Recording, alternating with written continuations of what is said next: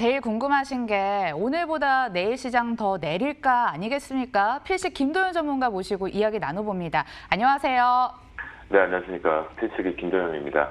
왜 3월 폭락대를 한번 생각을 하면 미국 지수 선물을 우리 시장이 따라가는 경향이 컸습니다. 맞죠? 그래서 네. 오늘 이렇게 코스피 코스닥 큰 하락이 나오길래 혹시 또 미국 지수 선물에서 그 이유를 찾아봐야 될까라고 봤는데 생각보다 또 견조한 모습을 나타내고 있습니다. 자, 이렇게 되면 하락 이유는 어디서 찾아야 될까요? 하락 이유는 한마디로 2분기 리밸런싱 구간에서 펀드 수익률 제고를 만들기 위한 기관들의 매도 압박이다라고 답변을 먼저 드리도록 하겠고요. 안신 앵커님께서 이제 앵커를 그만두시고 전문가 되기를 계속 준비하고 계시지 않나라는 생각을 하는데요. 자, 우리 안신 앵커님께서 잘 짚어주셨습니다. 근데 시간상 저희가 미국 선물에 대한 분석은 지난번처럼 잡지는 못할 것 같고요. 대신 환율 추이를 가지고 하나를 잡아드리도록 하겠습니다. 자, 환율 같은 경우에 실제적으로 지금 시장이 내일 추가적인 개파락 부분이 발생된다라고 가정을 하더라도 정말 무섭게 받아들일 것이냐, 2차 팬데믹 관련돼서 그 부분이 아니다라는 것을 지금 보여준 것 중에 하나가 뭐냐면 1210원을 기점으로 했을 때 돌파 자체가 지금 나오지 않고 있다라는 부분이겠고요. 또한 앵커님께서 잘 정리를 해주셨지만 미국 선물에 대한 연동이 제대로 걸리지 않고 있는 이유 중에 하나가 바로 이 환율 시장에서 저는 힌트를 얻고 있다라고 말씀 좀 드리겠습니다. 오늘 장중 같은 경우에 1200원 부분에 대해서 이탈 부분도 계속 나왔거든요. 그렇다고 한다면 일시적으로 지금 현재 2분기, 그러니까 내일 부분의 마지막 거래죠. 이번에 월말 효과 없다라는 표현을 분명하게 자신 있게 드렸고 그 부분에 대한 매도 압박 부분들이 먼저 2분기 수익률 부분들을 정리하기 위해서 지난주 목요일부터 계속 나오고 추래되고 있었다는 부분이죠. 그런 부분들이 프로그램 쪽에서 추이에서도 여전히 우리가 좀 체크해 볼 수가 있는데요. 특히나 보시면 살짝 이렇게 들어 올렸던 자리가 있었음에도 불구하고 마지막 분에 좀 더 차익 쪽에서 매도 압박 부분이 좀 더 커지고 있다는 게 보입니다. 자, 만약 비차익 쪽에서 하루 종일 흘러내리긴 했지만 이 부분이 급속도로 막판부에 같이 쏟아져 내렸다면 제가 말씀드렸던 리밸런싱 부분이 아니라 실제 2차 팬데믹 관련 쪽에서 다시 한번 부담스러운 위치를 만들어낸다. 라고 볼 수가 있겠는데요.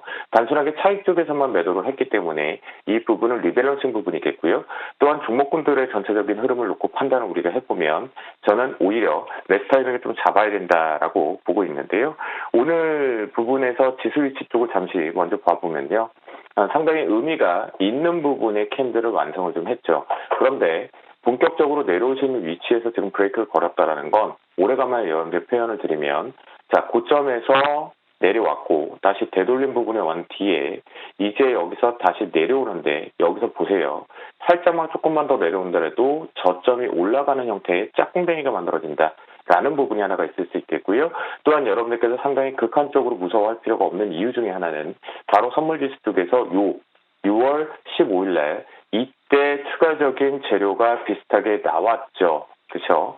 그렇기 때문에 이 265를 기점으로 해서 다중바닥을 만들어내느냐 내지 않느냐까지는 종목에 대해서 방망이를 짧고 계속 트레이딩을 할 수 있는 구간. 이게 단순하게 지금 계속 기다릴 수는 없다. 왜냐하면 이렇게 저점 부분을 만들어냈고 위쪽으로 슈팅이 나가버리게 되면 이것이 바로 이 고점은 뚫리는 트레이딩이 걸리기 때문에 말씀을 좀 드리는 부분이겠고요. 또한 종목군에서 보면 여전히 마찬가지입니다. 오늘 뉴스에 팔아라가 많이 걸리긴 했는데요. 개별 호재 부분 쪽에서 뉴스 플레이가 좀 많이 나왔습니다. 첫 번째로 SK케미칼을 잠깐 보시면 전일 같은 경우와 전전일 부분에 합치 캔들은 조금 어렵겠죠. 합치 캔들은 분명히 아닐 텐데요. 오늘 뚫어내면서 다시 한번 고가 플레이가 됐기 때문에 SK케미칼 같은 경우는 재료의 맥스 플레이까지 놓고 판단을 해보면 이번 주 7월 2일 기점으로 했을 때 저는 그 전에 12만 4천 원을 훼손한다면 무조건 일단 현금 100% 만들어 놓는다. SK케미칼 투자권은 이렇게 판단할 수 있겠고요. 아직까지는 이게 시간적인 부분에서 시가총액 트레이딩을 하는 관점을 보면 아직 재료가 살아있는 부분으로 판단을 해볼 수가 있겠고요. 또한 이 SK케미칼과 함께 삼성바이오로직가 재료가 분명히 있었음에도 불구하고 반대쪽으로 매수가 확 쏠렸죠. 바로 세종 메디컬 같은 종목군들로 매수가 확 쏠렸는데요. 똑같은 유럽 쪽의 부분에서 정부 정책 표현들이 좀 됐었는데요.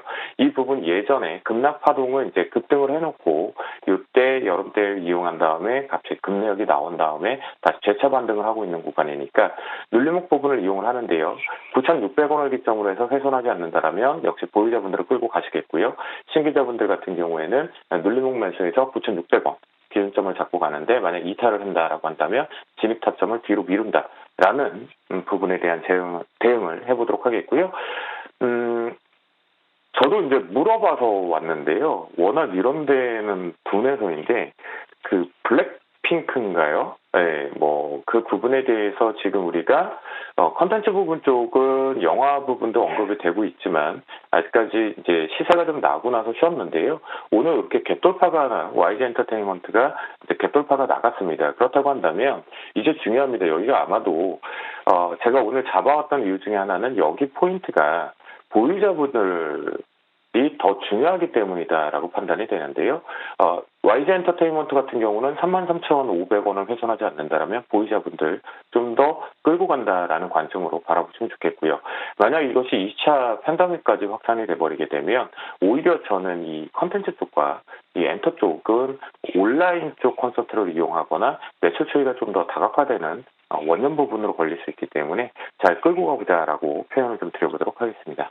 네, 블랙핑크 찐팬이실 것 같은데 굉장히 수줍게 말씀을 해주시네요. YG 엔터테인먼트에 대한 전략까지 챙겨봤고요. 자, 그럼 내일 어떤 종목으로 트레이딩 해볼까요? 네, 내일 전체적으로 이제 보면요. 오늘 시장에서 상당히 집중적으로 보였는데요. 뉴스플레이가 좀 나왔죠. 매물대가 제가 계속 말씀 좀 드렸습니다. 여러분, 만약에 여기서 먼저 쉬었거나 오늘 살짝 눌린 것들 있죠. 금요일날 종목군들. 그런 것도 분할 매수 비중 조절만 잘하시면 됩니다.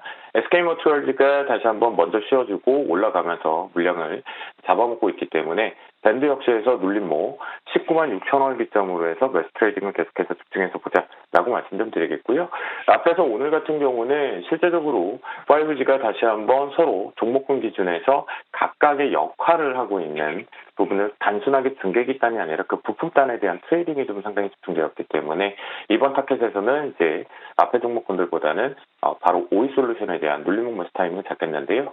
일단 오이솔루션 같은 경우는 시장 핑계로 저는 오히려 45,000원을 확 깰 경우에는 오히려 공격적으로 비중 실어서 들어가 버리자라는 관점으로 좀 표현을 좀 드리겠고요. 마지막으로 좀 요즘 제가 이제 시가총액 30위권 종목군들보다는 중소형주 쪽에 말씀을 좀 드리고 있는 이유 중에 하나는 바로 수급에 대한 불균형 부분과 중소형주에 대한 탄력도가 좋아지고 있기 때문이죠. 이것이 다시 시소 게임으로 바뀔 겁니다. 저는 지금 대형주 쪽 시가총액 30위권을 어디서 잡을 것이냐 그 날짜를 지금 잡고 있거든요. 날짜를 거의 다 잡혀 있어가지고 대응을 하고 있는데요. 그런 관점 전에 이 중소형주 쪽에서 그린플러스 트레이딩 관점 쪽으로 잘 집중해서 보시겠는데요.